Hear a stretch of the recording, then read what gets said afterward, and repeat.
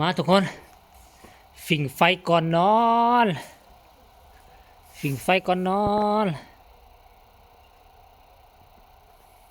โอ้คือเป็นอันนั้นวะ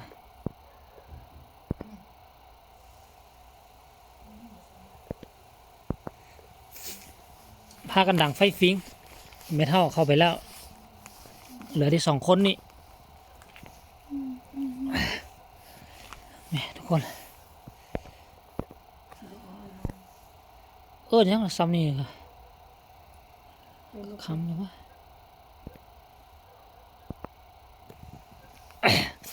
เอากระสุมไฟให้มันหุงได้ไหมทุกคนเอ้ยมันคือปิ่นไปปิ่นมาตังดีแต่ว่าเฮาบ่ได้เฮ็ดเวียกกลางกะกลางดึกกลางดื่นเนาะสุมคนเนาะเอาตัวนี้มาใส่นี่นี่ตัวนี้นี่ตัวนี้นะนี่ใส่นี่เป่าเอายังมาเอาอันนี้เอากล้วยมาจี้เนี่ยย้อนนี่อันหนึ่งมั้ยสิพาจีนะเพิ่มมาจี้ตัวซุกก็ได้มั้ยแม่ย้อนน่ะสิกินนี่นะนี่หยองตัวหินน่ะแม่กินว่ะมาค่อยสิกิน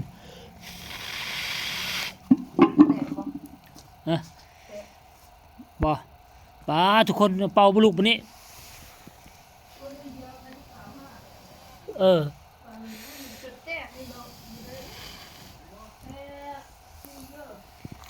หุงแล้วเข้าทางนี้นี่ทุกคนเผากล้วยกิน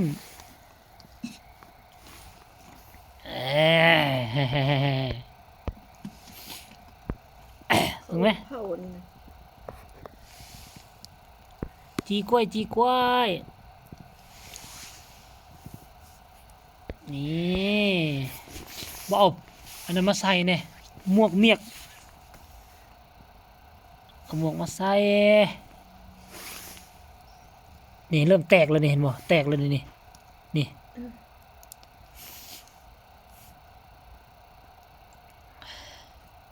อยู่กันไว้นี่2คนทุกคนอันไม่เท่าเขานอนแล้วไม่เท่านะอัดตูละอย่าล็อกได้ไม่เท่าจะล็อกประตูได้เข้าบ่ได้อย่าลืมเล่นประตูห้วยมาอัดได้อีเมลว่าบักมันได้อยู่เนาะนี่ก็ไข่ไปก่อนเลยซั่นน่ะ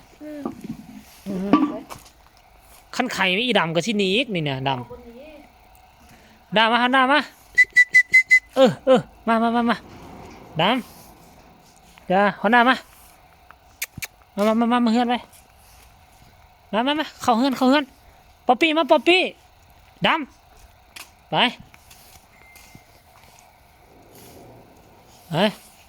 อีป๊อปปี้ว่าเข้ามันก็ว่าเข้าสันวะสมเฮาขั้นไปปลาแล้วมาเจอผู้สาวนี่เป็นอะไรเนาะอ๋อ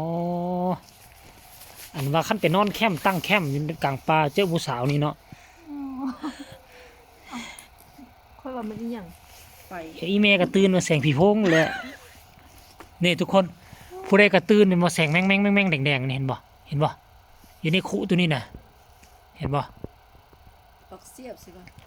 ไผก็ว่ามันแสงผีโพงนี่อยู่พุ่มไม้นี่น่ะที่จริงแล้วปักเสียบเนาะคลิปนี้ก็ไว้ซะนี่แหละสิปิ้งกล้วยแล้วก็สิพากันเข้านอนเด้อทุกคนเอ้ยปิ้งกล้วยแล้วก็เข้านอนพอกันไหมในมื้ออื่นก็แล้วกันเด้อ